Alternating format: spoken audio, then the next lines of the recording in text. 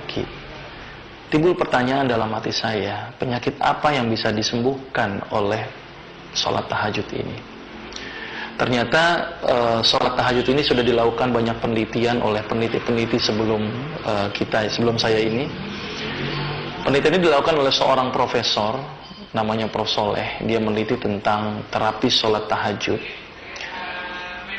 Pada dasarnya penelitian ini basicnya dia itu adalah sebagai seorang pasien penderita penyakit berat yang tidak bisa sembuh-sembuh oleh obat apapun. Akhirnya dia melakukan terapi sholat tahajud yang dia lakukan secara berkala selama kurang lebih sekitar 3 bulan. Apa yang dia nilai pada terapi sholat tahajud? Dia melihat itu adalah zat yang diambil di dalam darah. Jadi setiap pasien melakukan sholat tahajud secara berkala diambil darahnya. Gitu ya, yang dilihat itu adalah kadar kortisolnya. Ternyata dari hasil penelitian beliau, ternyata orang yang rajin sholat tahajud, kadar kortisolnya menjadi rendah. Ketika diambil kortisol, orang yang habis sholat tahajud diukur, ternyata sholat tahajud itu menyebabkan kortisolnya menjadi rendah.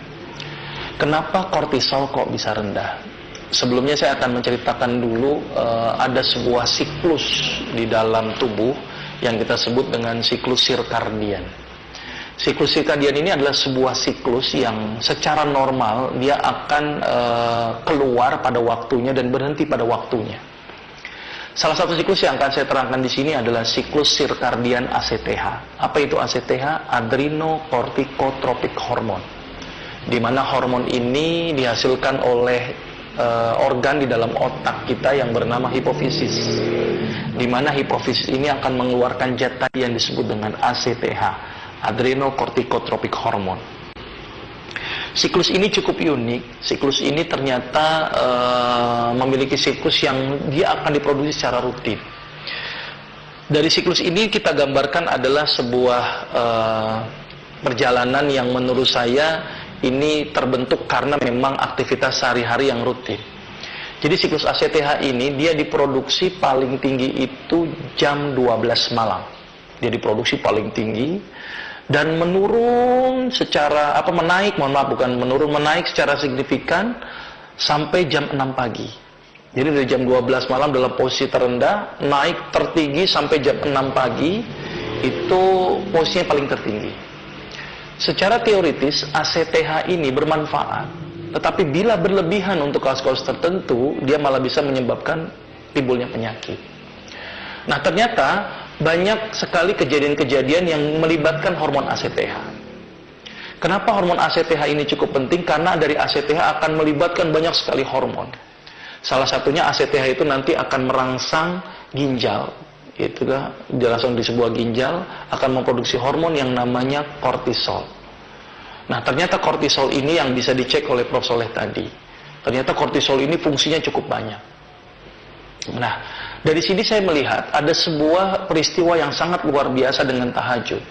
Kita tahu bahwa tahajud ini dilakukan menurut beberapa hadis itu dilakukan adalah sepertiga malam terakhir. Sepertiga malam terakhir kalau kita hitung secara teoritis malam gitu, jam malam itu kira-kira sekitar antara jam 2 sampai jam 5 itu sepertiga terakhir. Kita akan lihat dari jam 2. ACTH tadi diproduksi jam 12 malam, kemudian meningkat dari sampai jam 6 pagi. Ketika jam 6 pagi meningkat, maka ACTH keluar dalam jumlah yang banyak.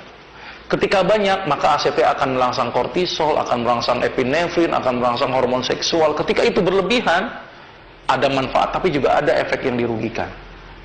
Salah satu yang paling ditakutkan dari ACTH yang berlebih adalah terangsangnya produksi epinefrin. Ternyata ACTH akan merangsang hormon yang namanya epinefrin. Hormon inilah yang akan menyebabkan pembuluh darah menjadi ciut. Hormon inilah yang akan menyebabkan tensi menjadi naik. Maka itu tidak heran banyak sekali orang yang terkena serangan stroke atau jantung mendadak atau darah tinggi yang mendadak itu sering terjadi di pagi hari. Karena kenapa? Karena ACTH ketika pagi hari meningkat, maka epinefrin juga meningkat. Ketika epinefrin meningkat, apa yang terjadi? Pembuluh darah akan menciut. Ketika pembuluh darah akan menciut, dia akan menjadi pecah. Maka itu tidak heran orang yang rajin sholat tahajud, itu mampu tereduksi ACTH-nya. mampu tereduksi epinefrinnya, sehingga bisa tercegah dari pecahnya pembuluh darah, sehingga bisa tercegah dari timbulnya stroke. Maka itu orang yang rajin sholat tahajud, epinefrinnya akan tereduksi. Itu baru satu sisi. Kita akan lihat dari sisi lain adalah efek kortisolnya. Ternyata ACTH meningkat, kortisol meningkat, epinefrin meningkat. Tadi epinefrin sudah saya bahas masalah tentang hipertensinya. Saya akan bahas masalah kortisolnya. Ternyata kortisol, salah satu fungsi kortisol itu adalah yang pertama adalah meningkatkan kadar gula darah dengan cara merangsang metabolisme karbohidrat. Ketika ACTH meningkat, maka kortisol juga akan meningkat. Ketika kortisol meningkat, maka gula sangat meningkat. Maka itu sholat tahajud sangat dianjurkan bagi penderita penyakit diabetes. Karena kenapa? Karena ketika sholat tahajud, ACTH menurun, kortisol menurun, maka gula akan menurun. Maka itu orang yang rajin sholat tahajud, itu sangat bagus bagi penderita diabetes. Karena dia mampu menurunkan kadar gula darah. Itu fungsi kortisol yang pertama. Fungsi kortisol yang kedua, ternyata kortisol ini erat kaitannya dengan efek merangsang efek gembira berlebihan yang disebut dengan euforia. Ya, euforia atau kadang-kadang depresi yang terlalu berlebihan. Dan atau orang-orang yang gampang tersinggung. Maka itu orang yang jarang sholat tahajud biasanya salah satu ciri yang paling mudah kita kalian adalah gampang sekali tersinggung. Gitu ya. Ternyata kortisol berlebihan, ACTH berlebihan, euforia berlebihan, depresi berlebihan. Maka itu kenapa orang yang rajin sholat tahajud itu dapat mendatangkan ketenangan. Karena ternyata orang yang rajin sholat tahajud, EEG-nya kalau dilihat pemeriksaan elektroensefalografinya, dia lebih stabil. Ketika lebih stabil, otomatis depresi juga tertangani, euforia bisa dicegah, gitu ya, dan tidak mudah tersinggung. Maka itu orang yang rajin sholat tahajud biasanya dia lebih legowo, lebih lebih bersahaja, tidak gampang tersinggung, tidak mudah marah, karena EEG-nya lebih stabil. Itu salah satu efek dari kortisol yang dikendalikan. Kemudian efek yang kedua, ternyata fungsi kortisol adalah menghambat pengeluaran urin. Maka itu kenapa kalau kita tidur malam hari tidak gampang untuk kencing, gitu ya, kecuali pada penderita diabetes yang mudah sekali kencing, karena mampu ditahan dengan adanya kortisol. Dengan kita rajin sholat tahajud, maka kortisolnya itu direndahkan, otomatis efek penghambatan urin juga semakin direndahkan. Maka itu kenapa pada orang-orang yang bengkak, penyakit gagal ginjal, saya rekomendasikan untuk sholat tahajud. Karena kenapa? Karena mampu mereduksi kortisol. Ketika kortisol tereduksi, maka bengkak tidak akan terjadi, maka pembuangan urin semakin mudah. Maka itu sholat tahajud sangat bagus untuk mencegah bengkak pada kaki, gitu ya, bengkak pada jantung dan bengkak pada perut. Karena kenapa? Karena efek kortisol yang dihambat. Selain itu juga kortisol berperan penting juga untuk menghambat pembentukan limfosit. Maka itu tidak heran orang yang rajin sholat tahajud, daya tahan tubuhnya menjadi lebih bagus karena efek penghambatan terhadap pembentukan limfosit itu dikurangi atau direduksi. Dan ternyata berdasarkan hadis bahwa kortisol itu dibutuhkan, tetapi kalau berlebihan itu akan menjadi masalah. Dan kortisol dibutuhkan dengan durasi yang tepat. Maka itu kenapa sholat tahajud yang terbaik dilakukan di sepertiga malam terakhir, kurang lebih sekitar jam 2. Karena jam 2 pada waktu itu kortisol sudah diproduksi tapi tidak nilai yang tinggi, sehingga otomatis mampu dihambat, mampu diberikan efek positifnya, tapi juga mampu dihambat efek negatifnya. Maka itu sholat tahajud dilakukan sekitar jam 2 malam. Terus timbul pertanyaan, bagaimana kalau kita bangun tengah malam, gitu ya, tetapi kita tidak melakukan sholat tahajud? Apakah sama efeknya dengan orang yang sholat tahajud? Ternyata orang yang bangun malam tanpa melakukan sholat tahajud, itu ternyata tidak ada efeknya. Kenapa tidak ada efeknya?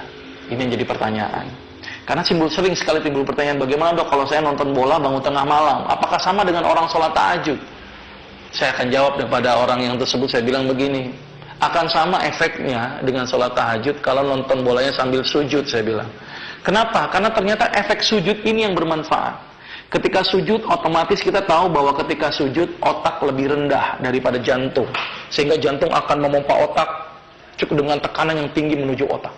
Karena ketika sujud, kepala lebih rendah, otak lebih rendah, jantung lebih tinggi. Sehingga akan terjadi hentakan ke otak. Maka itu orang yang akan berefek, orang yang akan berefek bangun tengah malam adalah orang yang rajin sholat tahajud. Jadi kalau kita bangun jam 2 malam untuk nonton bola tanpa ada melakukan aktivitas sholat, tidak ada efeknya. Gitu ya, karena efek yang diberikan itu ketika dia melakukan posisi sujud.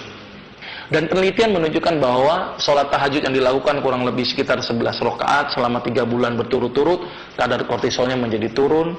Karena kortisol turun, otomatis efek-efek kortisol juga akan dihambat. Oleh karena itu, sholat tahajud sangat direkomendasikan.